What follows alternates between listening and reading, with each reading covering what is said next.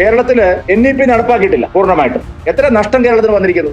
ദേശീയ വിദ്യാഭ്യാസ നയം കേരളത്തിൽ നടപ്പാവുന്നില്ല. ഇവര് പറയുന്നത് ഉത്തർപ്രദേശിലെ ഏതോ ഒരു പ്രൊഫസർ പറഞ്ഞു ഗോമൂത്രം കുടിച്ചാൽ നല്ലതാണ്.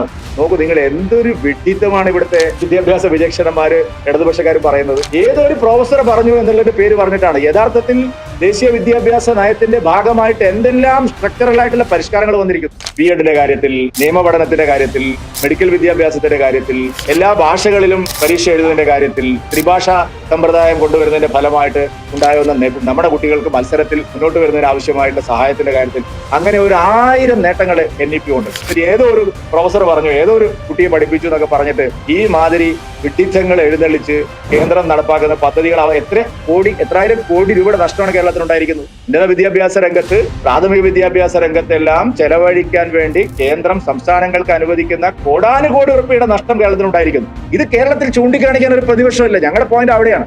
അവരും ഇത് തന്നെ ആവർത്തിക്കുകയാണ്. അല്ലെങ്കിൽ ഇവിടെ 10-30% മുസ്ലിം വോട്ടും ഉള്ളത് കൊണ്ട് അത് മോദിയെ പറഞ്ഞ ആ വോട്ടിംഗ് കിട്ടും എന്നുള്ള ഒരു ധാരണയിലാണ് ഇവർ ഈ പെരുമാറുന്നത്. അത് നമ്മുടെ നാടിനെ സർവ്വനാശത്തിലേക്ക് നയിക്കും. വലിയ സമ്മേളനം നടത്തി ഇപ്പൊ CPM ഒരു അക്ഷരം ഇതിനെപ്പറ്റി അവരാരും പറഞ്ഞു. ഈ വ്യാജ പ്രചരണം ഇങ്ങനെ ആവർത്തിക്കുകയല്ല. CPM ഇത് പറഞ്ഞുകൊണ്ടിരിക്കുന്നത്. പിന്നെ പത്രസമ്മേളനം അല്ലാതെ ഞങ്ങളുടെ എല്ലാ പരിപാടികളിലും ഇതല്ലാതെ വേറെ എന്ത് ചെയ്യാൻ ഇപ്പൊ സർക്കാരിന്റെ താഴെ ഇടാൻ പറ്റുമോ? ഞങ്ങൾക്ക് പറയുക, പ്രചരണം നടത്തുകയല്ലാതെ എന്ത് ചെയ്യാൻ?